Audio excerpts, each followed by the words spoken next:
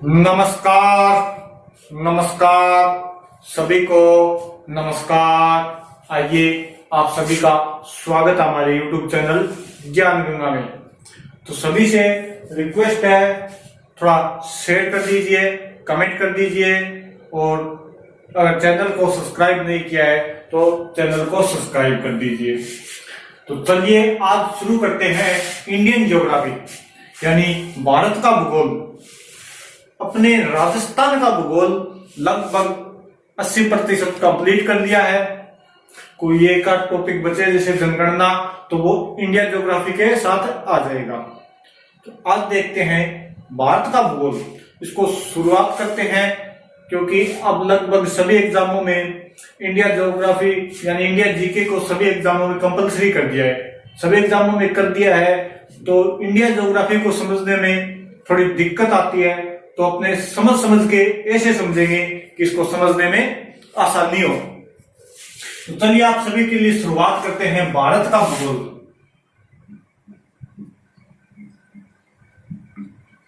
भारत का भूगोल जितना हो सके डीपली, मेरे से जितना डीपली हो सके उतना डीपली करवाने की कोशिश करूंगा। फिर भी ये पढ़ने के बाद जो भी आपके पास कोई भी गाइड हो या कोई भी बुक हो, उसमें एक बार जो करवाया है वो जरूर देखना।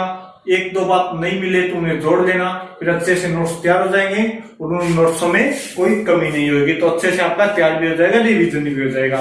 तो मेरे से जितना डीपली उसके उतना करवाने की कोशिश करूंगा।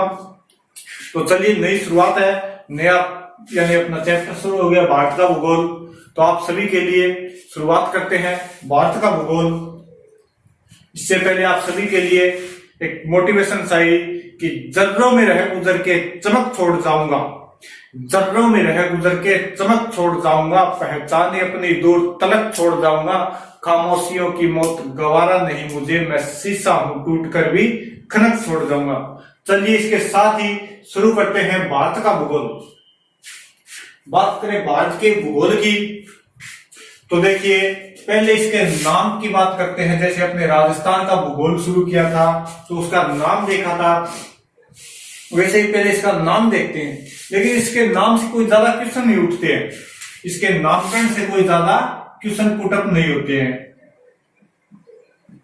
तो एक दो जगह से हो सकते हैं, जैसे पूछ सकते हैं कि बौद्ध ग्रंथों में भारत का क्या नाम था। बौद्ध ग्रंथों में भारत का नाम,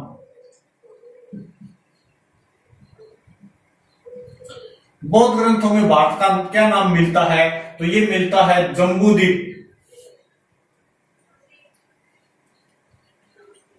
भारत का नाम बौद्ध ग्रंथों में मिलता है जम्बूद्वीप। अगर इसके बाद में बात करें तो भारत का भारत नाम राजा भरत के नाम पे पड़ा है, सभी को पता है। और अगर बात करें संविधान में तो संविधान के पहले अनुच्छेद की यानी संविधान की प्रस्तावना की पहली लाइन में लिखा हुआ है कि भारत ही इंडिया है और इंडिया ही भारत है। जो लिखा है वो यानी भारतीय संविधान के पहली पोते में मिल जाता है इसका जिक्र। और इंडिया की बात करें तो जो पर्सिया यानी ईरान के लोग थे वो सिंधु नदी को इंडस बोला करते थे, और जो इंडस जिस देश में बहती है उसी को इंडस का यानी विस्तृत बाद में वो टूटा फूटा प्रेस होकर नाम बन गया इंडिया। और तो इंडस से बना इंडिया। और अगर बात करें हिंदुस्तान की तो जो यूनानी लोग थे उनकी भाषा में क्या है कि स की जगह है नहीं है, सॉरी स की जगह है, यानी वो सिंधु को हिंदू बोलते थे और जिस देश में सिंधु बहती है तो उसको हिंदुस्तान बोल दिया। तो ऐसे ही नाम हो गए, नाम से कोई ज्यादा क्वेश्चन नहीं उठता।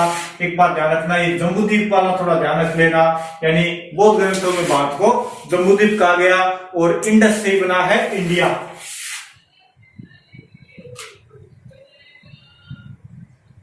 इंडस से क्या बना इंडिया, ये थोड़ा ध्यान कर लेना।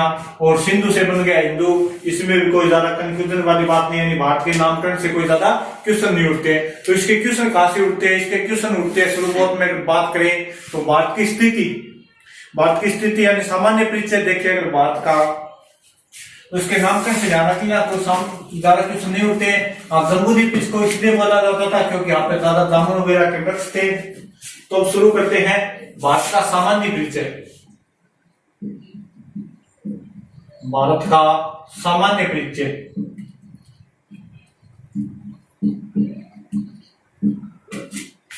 देखो, एक होता है देश प्रेम, बोलते अपने बोल देते हैं कि देखो देश प्रेम यानी देश से प्रेम है, देश के लिए जान दे दूंगा, ये कर दूंगा, वो कर दूंगा। तो जिस आदमी को देश प्रेम होगा, अपने देश से प्रेम होगा, वो इसका सामान्य परिचय जरूर याद रखेगा। चाहे कोई भी चीज अपने जिससे अपने को प्रेम होता है उसकी हम जानकारी रखते हैं, यानी अगर देश प्रेम है किसी को तो वो इसकी सामान्य बातें जरूर याद रखेगा। यानी लगभग तो सभी को इसका सामान्य परिचय पता है, फिर भी चलो कर रहे हैं तो इसको कंटिन्यू कर लेते हैं, कर देते हैं इसका सामान्य परिचय। सामान्य परिचय में क्या आता है कि पहले भारत का क्षेत्रफल देखें। क्षेत्रफल, अगर बात करें भारत के क्षेत्रफल की, क्षेत्रफल आ गया, लंबाई चौड़ाई आ गई, यही आ गई सभी। तो भारत का क्षेत्रफल है 32,87,263 वर्ग किलोमीटर। 32,87,263 वर्ग किलोमीटर, 32,87,263 वर्ग किलोमीटर भारत का क्षेत्रफल। इतना आपको याद करना है, भारत का क्षेत्रफल 32,87,263 वर्ग किलोमीटर। अगर जितना सीधा याद रख लो, चाहे 32 लाख सीधा याद रख सकते हो, लेकिन पूरा याद कर ले तो बहुत बढ़िया है। 32,87,263 वर्ग किलोमीटर। अब बात करें इतना क्षेत्रफल है अपना कागतों के अंदर, ये क्षेत्रफल सिर्फ कागतों के अंदर है। अगर बात करें कि मूल रूप से भारत के पास कितना क्षेत्रफल है, तो इसमें से कब्जा कर दिया है। अब जैसे इसमें से कब्जा कर लिया है 7,814 वर्ग किलोमीटर के ऊपर अपने पड़ोसियों ने। यानी कि अपने जैसे जमीन आती है, मान लिया अपने पास 5 बीघा जमीन आती है या 10 बीघा जमीन आती है, लेकिन वो कागतों के अंदर आती है।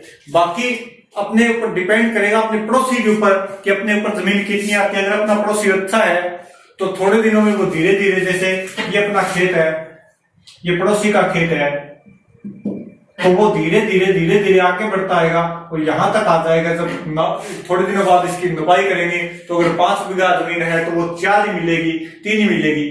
तो अच्छा पड़ोसी हो तो उसका ये फायदा भी होता है। और अपने तो पड़ोसी फिर भी अच्छे हैं, अपने पड़ोसी तो अच्छे, इधर दूसरा पाकिस्तान, इधर चीन हो गया। तो चीन, पाकिस्तान ने अपने क्षेत्रफल पर कब्जा कर लिया, यानी वो लड़ाई हुई और उसके ऊपर कश्मीर वगैरह में इतना कब्जा कर लिया पाकिस्तान ने 7,814 वर्ग किलोमीटर के ऊपर। और अब पाकिस्तान को पता है कि उससे हम कभी भी ले सकते हैं, यानी कि वो तो अब कमजोर है, तो कभी कुछ पाकिस्तान ने कोटे कभी ले सका। तो बढ़ के गयो पाकिस्तान के गयो इन अंदर हूं, चीन ने दे दियो 5,5180 वर्ग किलोमीटर। किन दे दियो? चीन ने। पाकिस्तान ने तो जीव कुछ का, लेकिन आप चीन के साथ थोड़ा देखना पड़ा, अपन सारी बात का सोचनी पड़ा है, क्योंकि ठंडे को डोको डांगने पड़ा वही बात है। तो चीन थोड़ो तगड़ो रहेगी तो चीन ने अपना के दियो, बेच दियो, यानी आपने जमीन को ऊपर कब्जो करके पाकिस्तान और चीन ने बेच दिया जमीन। कितनी? 5,180 वर्ग किलोमीटर। और कुछ पाकिस्तान के अधीन भी है, कितनी है? 3755 है, 3755 वर्ग किलोमीटर पाकिस्तान के अधीन है। तो आप लगभग फिर ही अपना बहुत है, यानी भगवान को दे दो बहुत ही है। क्षेत्रफल में अपना विश्व के अंदर 7वां स्थान आया है। क्षेत्रफल के अंदर विश्व में कितना स्थान आया अपना? 7वां स्थान। क्षेत्रफल के अंदर अपना 7वां स्थान आया है। अगर यूरोप महाद्वीप के अंदर रूस ने निकाल दिया जाए तो भारत अकेलो बहुत बड़ा देश है, यानी यूरोप महाद्वीप के लगभग बराबर आती वो। अगर रूस ने बाहर निकाल दिया जाए तो भारत यूरोप महाद्वीप के बराबर है, यानी विश्व के अंदर क्षेत्रफल में 7वां स्थान। और जनसंख्या में भारत का जनसंख्या में स्थान थोड़े दिन के दूसरा, अगर यही कंडीशन चलती रही तो पहले हो जाएगा बहुत दिन, यानी जनसंख्या में दूसरा स्थान है वर्तमान में और क्षेत्रफल में 7वां स्थान है। अगर भारत के क्षेत्रफल की बात करें तो ये ध्यान रखियो। और ये कब्जा सिर्फ थाने बताया है, याद याद है कौन नहीं करना, सिर्फ बताने के लिए है, बाकी याद याद कौन करना। कश्मीर के ऊपर को इस बात देखा यो आवा अपने ऊपर को ये आवा, लेकिन 28 सिख तक को अपना भारत को नहीं इतो को कब्जो कर रखे, लेकिन वो कागता अंदर अपना इतना है तो वो थोड़ा ध्यान रखियो। यही चलेगा, ये कब्जा भूल जाइयो, कब्जा पेटी कोई याद कौन करना। विश्व के अंदर क्षेत्रफल में 7वां स्थान, क्षेत्रफल 32,87,263 वर्ग किलोमीटर, जनसंख्या में दूसरा स्थान भारत का। इतनी बात कर ली तो अब भारत की लंबाई चौड़ाई देखा या क्षेत्रफल की बात होगी।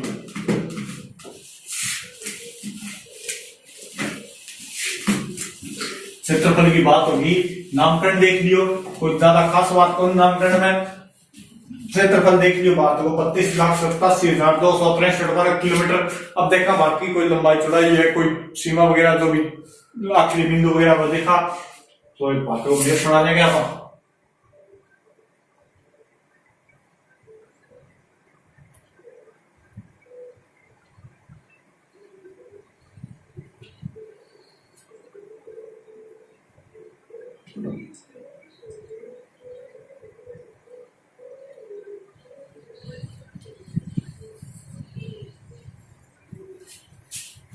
विषो भी बने विषो ठीक है अपन ही है।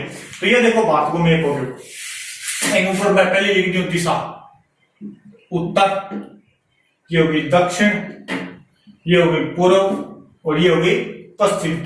सबसे पहले कोई भी चीज सबसे पहले मेन दिशा लिखेंगे, ऊपर उत्तर, ये सब चीज आपने थोड़ा बताई दी है। ऊपर की साइड में सही उत्तर, उत्तर का अपोजिट हमेशा दक्षिण, राइट हैंड चीज जाएगा बिना पूर्व, लेफ्ट हैंड पश्चिम होगी, ऐसी चीजें थोड़ा बताई दी है।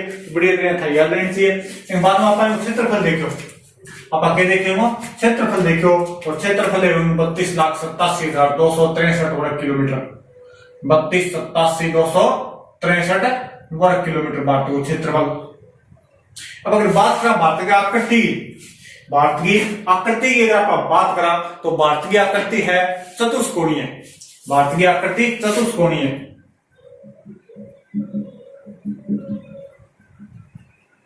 भारत की आकृति है चतुष्कोणीय, यानी भारत यहाँ है चार कोण सामने आ गए, और राजस्थान की आकृति है विषम कोणीय या पतंगाकार, पतंगाकृति है। अब बात करना देखो आप भारत की लंबाई चौड़ाई, तो भारत की यहाँ और यहाँ ये हुई लंबाई चौड़ाई। तो भारत यहाँ लंबा है, यानी उत्तर से दक्षिण लंबा है, कितना है 3,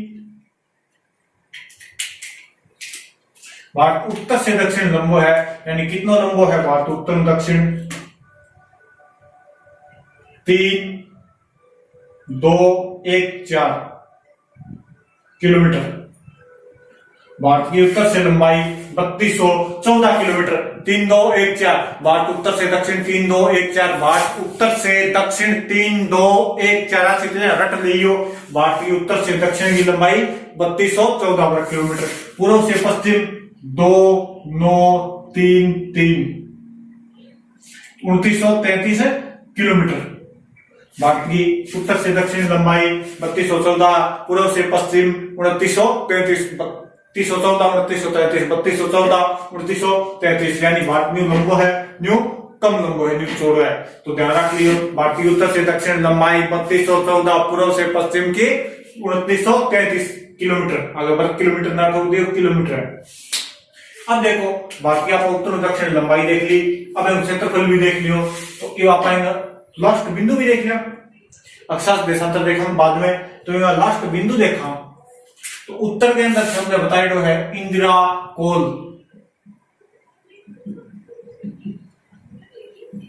दक्षिण में इंदिरा पॉइंट, पूर्व के अंदर है कीबुत, और अरुणाचल प्रदेश के अंदर है कीबुत। ये सब नॉर्मल आता है, सबने पता है। और पश्चिम के अंदर पुरानी किताबों के अंदर ये आता है संक्रिय गुजरात, और नई के अंदर गौर माता या गोरा माता भी है, ये आ गया गुजरात के अंदर। तो ये नॉर्मली पता है, उत्तरी पॉइंट इंदिरा कॉल, दक्षिणी पिग्मिलियन पॉइंट या इंदिरा पॉइंट, पूर्व के अंदर आए तो कीबुत अरुणाचल प्रदेश, और पश्चिम के अंदर आए तो गौर माता गुजरात के अंदर आ गया। अब देखो बात करा आप लंबाई थोड़ा देख ली, अब पड़ोसी देश की अगर बात करा तो 28 आपनो फटेड़ो है लुचो सो पाकिस्तान, आपनो फटेड़ो है पश्चिम बंगाल, सॉरी बांग्लादेश,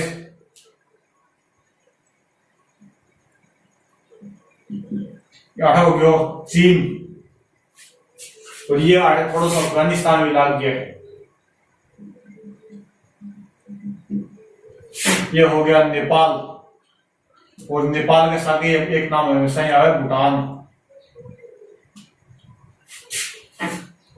और म्यांमार वगैरह आ गया है। तो यही देखो क्वेश्चन आ रहा है, बहुत सरल सा क्वेश्चन है, फिर भी अपन गलत करते हैं। दोनों क्वेश्चन को नहीं, एकदम सरल क्वेश्चन है और नॉर्मली क्वेश्चन है, ऊपरी क्वेश्चन है, फिर भी अपन गलत हो जाए। क्वेश्चन है कि भारतीय उपमहाद्वीप में कौन कौन से देश आते हैं? भारतीय उपमहाद्वीप में कौन कौन से देश आते हैं? अब देखो, भारतीय उपमहाद्वीप यानी भारतीय उपमहाद्वीप के अंदर कौन सा देश आ रहा है? तो भारतीय उपमहाद्वीप के अंदर भारत तो अभी आएगा। अगर बात करें आपका भारतीय उपमहाद्वीप की, तो भारतीय उपमहाद्वीप के अंदर भारत तो अभी आएगा। भारत हुई फंटेडो है, अलग हो रहे लुच्चो स्वदेश पाकिस्तान, तो पाकिस्तान भी आएगा। भारत अलग हो रहे बांग्लादेश, तो बांग्लादेश भी आएगा। अब देखो नेपाल, कोई टाइम के अंदर, कोई पुराने टाइम के अंदर नेपाल एक विश्व को एकमात्र हिंदू राष्ट्र होगा। तो कोई वक्त हो तो नेपाल एकमात्र हिंदू राष्ट्र हो, ओनली हिंदू राष्ट्र नेपाल, विश्व को एकमात्र हिंदू राष्ट्र नेपाल। वर्तमान में तो सर्वधर्म संपत्ति, सर्वधर्म स्वीकृति दे रखी है नेपाल, लेकिन पहले होकर तो यो एकमात्र हिंदू राष्ट्र। तो अपनी यहाँ की कल्चर एक है, तो नेपाल आ गया। और नेपाल में साथ हमेशा एक नाम लीजिए है भूटान। तो ये आ गया भारतीय उपमहाद्वीप के अंदर। लेकिन क्वेश्चन कौन किया है? क्वेश्चन यह होगा कि भारतीय उपमहाद्वीप में देश शामिल नहीं है, क्योंकि कई विद्वान ने, अफगानिस्तान ने भी भारतीय उपमहाद्वीप के अंदर शामिल करा है, कोई है जो म्यांमार ने करा है, कोई है जो श्रीलंका ने भी कर दिया शामिल, इन्हें मालदीव ने भी कर दिया है। तो अगर नहीं आ क्वेश्चन ये होगा कि नहीं है, क्योंकि चीन नहीं है, चीन नहीं है, तो भारतीय उपमहाद्वीप में शामिल नहीं है, वो है चीन। ध्यान रख लियो, भारतीय उपमहाद्वीप में शामिल नहीं है चीन। बहुत सी किताबों के अंदर बांग्लादेश तो म्यांमार भी मिल जाएगा, कोई किताबों के अंदर विद्वान अफगानिस्तान भी लिख रखे है, श्रीलंका भी लिख रखे है, लेकिन चीन कोई किताब के अंदर को नहीं। तो भारतीय उपमहाद्वीप में शामिल नहीं है। क्वेश्चन ये आओ, ऑप्शन चीन जरूर मिलेगा। अगर चीन नहीं है अफगानिस्तान मिलेगा, दोनों एक कर दियो, दोनों है तो चीन करियो, लेकिन चीन नहीं हुआ तो अफगानिस्तान मिलेगा, और अफगानिस्तानी करण है, भारतीय उपमहाद्वीप में शामिल नहीं है, वो है अफगानिस्तान। अब देखो आप क्या पढ़ी थी, दोबारा एक बार रिपीट मार दिया, फिर देखा कोई अक्षांश और देशांतरांगी बात। अगर बात करना तो पहली बात करी बात है नामकरण की, तो नामकरण में कुछ को नहीं, भारत को नामकरण कोई कठी को पूछी जाए, भारत के राजा पर नाम पड़े भारत, हिंदू पड़े सिंधु, सिंधु हिंदू पड़ गया, कोई दिक्कत को नहीं। बौद्ध ग्रंथ जम्बूद्वीप नाम पड़ा है, और इंडस से पड़ गया इंडिया, और संविधान के प्रथम अनुच्छेद में मिलता है भारतीय इंडिया है। और अगर बात करा भारत के क्षेत्रफल की, भारत का क्षेत्रफल की बात करा तो भारत को क्षेत्रफल है 32,87,263 वर्ग किलोमीटर। 32,87,263 अच्छे याद कर लियो, दिमाग में बिठा लियो। 32,87,263 वर्ग किलोमीटर। बाकी लंबाई की बात करा तो उत्तर से दक्षिण 3,2,1,4,32,14 किलोमीटर, पूर्व से पश्चिम 2,9,3,3 यानी 2,933 किलोमीटर। अगर लंबाई चौड़ाई याद है तो अंतर के आप निकाल लियो, कोई ज्यादा बात को मैं कौन बताऊं था, आप निकाल लियो। अब बात करिए उत्तरी बिंदु इंदिरा पोल, दक्षिण इंदिरा पॉइंट, कीबुत पूर्वी, और गोलमाता हो गया पश्चिमी। अब बात करिए अपन पड़ोसी देशों की, तो अफगानिस्तान, पाकिस्तान, बांग्लादेश, चीन, नेपाल, भूटान, नीचे आ गया म्यांमार, मालदीव वगैरह, नीचे श्रीलंका आ गई। भारतीय उपमहाद्वीप में शामिल देश नहीं है तो वो है चीन। अगर चीन नहीं अफगानिस्तान है तो अफगानिस्तान कह जाएगा, लेकिन मुख्य रूप से चीन होगा, क्योंकि चीन को कोई भी विद्वान भारतीय उपमहाद्वीप में शामिल नहीं करते हैं। और उपमहाद्वीप प्रायद्वीप क्या होता है, वो प्रायद्वीप की बात करा अगर तो जो 3 ओर से जल से घिरा वो प्रायद्वीप हो गया, भारत एक प्रायद्वीप भी है। अब देखो तो आपने भारत की टोटल छोटी छोटी बातें ही जो आप देख ली। अब आप देखा भारत का अक्षांश और देशांतर, बात करना भारत के अक्षांश और देशांतर की, तो मैं सुप्रिया मिटाने को जी कौन रहा है, मिटा दें और बना लें। अक्षांश देशांतर की एक एक बात क्लियर कराना, जो राजस्थान ज्योग्राफी के अंदर करी। आज सिर्फ मैं था अक्षांश और देशांतर बताऊंगा। इतना पढ़ गई जो काला चित्रिया एक एक मैं सुनूंगा खड़े होकर करके। तो देखो अक्षांश और देशांतर,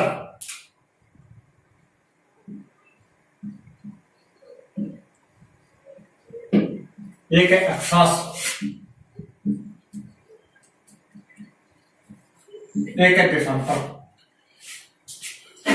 अब यहां पर मान लो पृथ्वी है, ग्लोब है, पृथ्वी है, जो भी है, इनके ऊपर दो रेखा है, एक ये रेखा है, एक ये रेखा है। अब कई तो यह भी कौन बिरो अक्षांश कौन सी हो, ये हो या ये हो, तो अगले नाम में ही है, हम नाम ही है अक्षांश। क्या लिखीजिए यहाँ, यानी जो ये रेखा है उत्तर से दक्षिण, सॉरी पूर्व से पश्चिम या पश्चिम से पूर्व, ये जो रेखा ये अक्षांश रेखा है। देशांतर क्या लिखी है यहाँ, यानी ये जो रेखा है ऊपर से नीचे या उत्तर से दक्षिण, ये है देशांतर रेखा। तो ये अच्छी तरह ध्यान कर लियो, अक्षांश रेखा कौन सी है, देशांतर रेखा कौन सी है, कोई भी कंफ्यूजन नहीं होनी चाहिए। बहुत बढ़िया तरह बता रही हूँ, अच्छी तरह बता रही हूँ, A1 बता रही हूँ, जो भी बता रही हूँ बढ़िया तरह बता रही हूँ।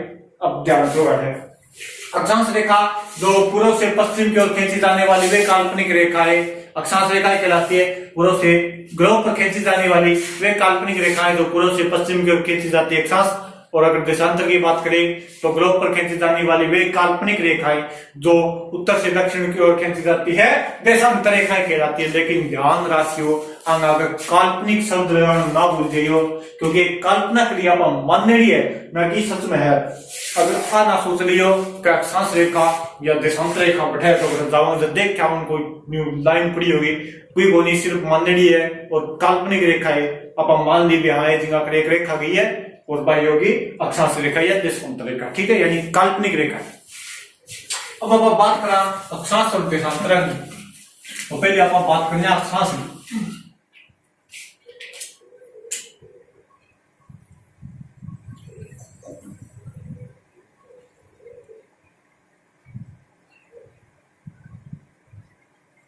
अक्षांश रेखा मानस का तो यार मानस का क्या अपनी पृथ्वी है, तो मान नहीं सका आप, तो अपनी पृथ्वी केंद्र हो गयो।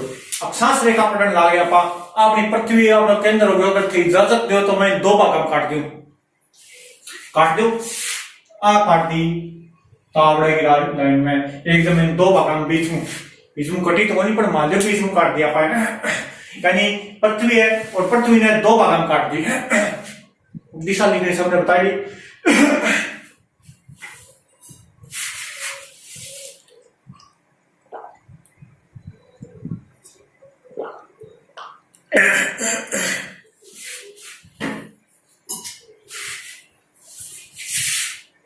दिशा लिखनी सबने बताई दी है, तो सबसे पहले काम है ऊपर दिशा लिखना। ये होगी उत्तर, ये दक्षिण, ये पूर्व और ये पश्चिम। तो तावड़ा लाइन में ना एकदम बीच में काट दी, यानी मान लो अपने कम यो कोई सेव है, ये जो भी मान लो, इन अगर मैंने यह बीच में काटना है तो बिल्कुल बीच में काटना पड़ेगा, यदि बराबर दो भाग होगा। मैंने यह नहीं काटना है, न्यू को हाथों काट सकूं, इनका दो बराबर भाग करना है तो बिल्कुल बीच में काटूंगा। तो यह होगी पृथ्वी और ये होगी बीच में बोले मध्य, यानी यह होगी पृथ्वी, यह होगी भू, और यह मध्य है यानी बीच में, तो ये होगी भूमध्य रेखा खींच दी, तो यह होगी रेखा भूमध्य रेखा। यह क्या होगी भूमध्य रेखा, और भूमध्य रेखा की होगी 0 डिग्री अक्षांश, ये होगी 0 डिग्री अक्षांश। अब देखो डी देखे सबको, विश्व दो बराबर भागों में बांटना, विश्वत यानी विश्व को दो बराबर भागों में बांटना, तो इन्हें बोल लीजिए है विश्वत रेखा। भूमध्य रेखा या विश्वत रेखा यानी पृथ्वी को दो बराबर भागों में बांटने वाली रेखा या 0 डिग्री अक्षांश को क्या कहा जाता है, भूमध्य रेखा या विश्वत रेखा। अब देखो डी देख रहे सबको, चांद पड़ोसा चांद नहीं, डी वाला चांद, जो चांद वो चांद सबको देखे रहे 8 गिनती से 1 2 3 4 करते 90 तक न्यू स्टार्ट हो गया। और डी और चांद देखेड़ो है सब वो चांद ले आओ अठे रखो और बैंक ऊपर अगर अपन खींचनी है मान लो 25 डिग्री अक्षांश या 1 डिग्री अक्षांश मान लो तो अठे एक पर निशान लगायो और अठे भी एक पर निशान लगायो और दोनों मिला दियो तो आओगी 1 डिग्री अक्षांश। अब देखो आप उत्तर की तरफ जाओ यानी पृथ्वी है यहाँ पर दो पार्ट कर दिया बीच में लाइन मार के बीच में काट के दो पार्ट कर दिया भूमध्य रेखा के 0 डिग्री अक्षांश। अब यहाँ दो पार्ट कर दिया तो उत्तरी साइड है वो हो गया उत्तरी गोलार्ध, उत्तरी साइड जो बच गया वो हो गया उत्तरी गोलार्ध, दक्षिणी साइड जो बच गया वो हो गया दक्षिणी गोलार्ध। तो ये हो गया 1 डिग्री अक्षांश लेकिन ये है कि नहीं उत्तर की साइड तो यहाँ आकर लग रहा है 1 डिग्री उत्तरी अक्षांश यानी नॉर्थ लगा दी सीधो समझिए उत्तरी अक्षांश। अगर आपने खींचनी है 25 डिग्री अक्षांश तो आप 8 लगाओगा लगभग 80 का 25 डिग्री और इधर साइड 80 का हो और दोनों मिला दिया वो होगी 25 डिग्री अक्षांश उत्तरी अक्षांश होगी। ठीक है। अब देखो कुछ रेखा है ऊपर जैसे टॉप पर पहुंच जाएगा 90 डिग्री जगह न बहुत ज्यादा कोई अक्षांश को नहीं है। कुल अक्षांश रेखाएं कितनी है 100 कुल अक्षांश वृत्त है 179 और अक्षांश रेखाएं है 181। ये बात ध्यान कर लियो अक्षांश रेखाएं कुल अक्षांश रेखाएं 181 और अक्षांश वृत्त है 179। आप चीज ध्यान कर लियो थोड़ी। अब देखो 90 ज्यादा कोई अक्षांश हो गया है यानी अगर को 90 डिग्री अक्षांश हो जाएगा तो 90 डिग्री उत्तरी अक्षांश 90 डिग्री दक्षिणी अक्षांश। अगर कोई आप ज्ञानी दोस्त बोल दे कि मैं 95 डिग्री अक्षांश करूं तो मान लियो एकदम बिल्कुल बावड़ी थ्रेड है या तो मैंने अक्षांश नॉलेज को नहीं या वो कोई घर को नहीं 95 डिग्री अक्षांश के ऊपर। ठीक है ज्यादा से ज्यादा 90 और 0 से स्टार्ट होकर 90 तक जाओगा ये दक्षिण की तरफ जाओगा। अब अंदर कुछ रेखा महत्वपूर्ण है जैसे एक यह रेखा ही मान लो 23.5 डिग्री उत्तरी अक्षांश उत्तर में है तो उत्तरी अक्षांश लगेगा। ये किसी रेखा है 23.5 डिग्री यह है दक्षिणी अक्षांश क्योंकि दक्षिण में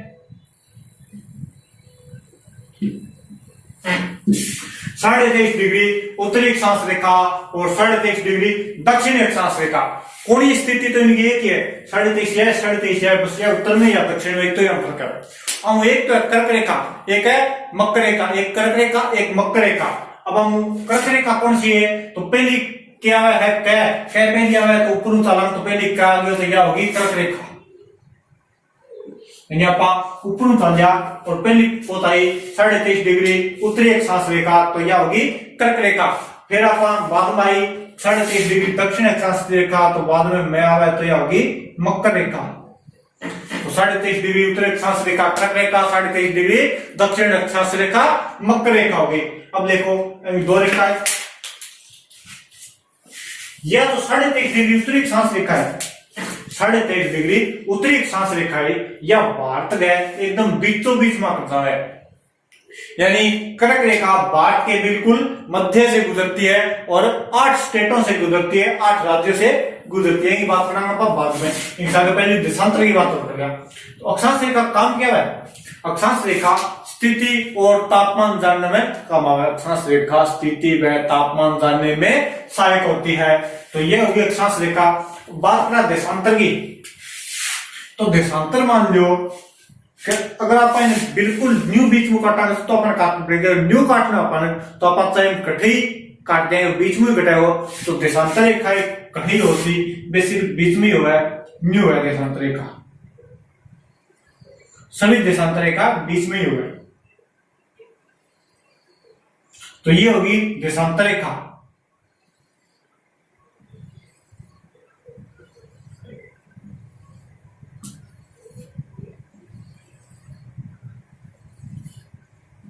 बस हो गए ये होगी देशांतर रेखा। तो देशांतर रेखा को ध्यान को रखनी, एक रेखा जो ध्यान रखनी ग्रीनविच हो गई और ये हो गई 180 डिग्री। लेकिन अक्षांश रेखा ध्यान कर लियो अच्छे से, 23.5 डिग्री उत्तरी, 23.5 डिग्री दक्षिणी और 66.5 डिग्री याद करनी पड़ेगी उत्तरी दक्षिणी।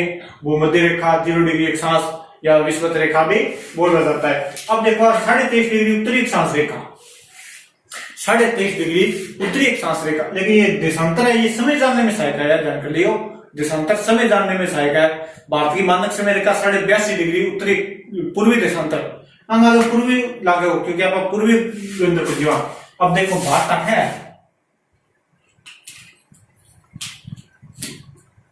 भारत एजिंग है,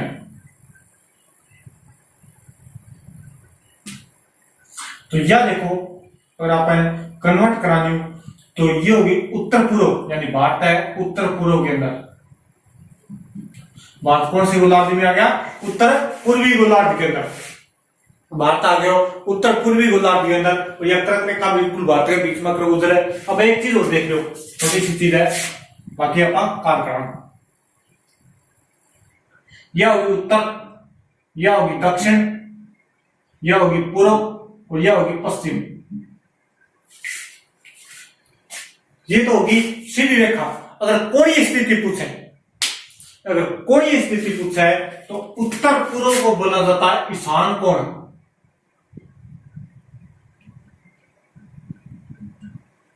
घर बनवावा या जो भी नक्शों में हुआ तो सबसे पहले ध्यान रखिए जो बोली ईशान कोण के अंदर पानी कुंड होना चाहिए, खाद्य होना चाहिए, या होना चाहिए, बा होना चाहिए, जो भी होगा ये हो गया। फिर दक्षिण पूर्व हो गया अग्नि कोण,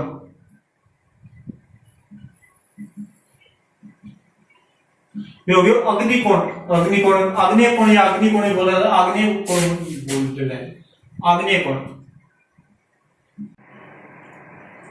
अग्नि कोण के अंदर कितने होगा? यह होगी नृत्य कोण और यह होगी नृत्य कोण।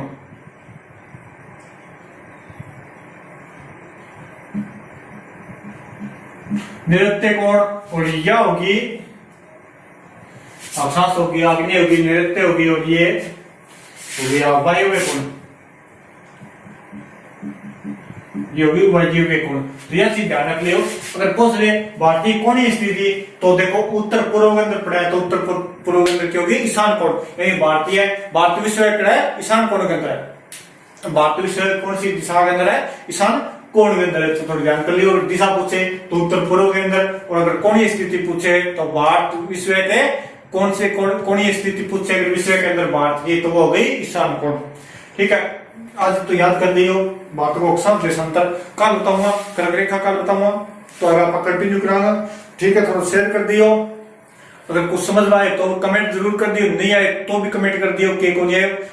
बढ़िया लगे तो लाइक कर दियो, बढ़िया ना लगे तो अनलाइक कर दियो, कुछ करियो जरूर। ओके, तो ठीक है, आज आप क्लास खत्म करा, बढ़िया तैयारी कर लियो और बढ़िया तरह नोट्स बना लियो। Okay, thank you, bye.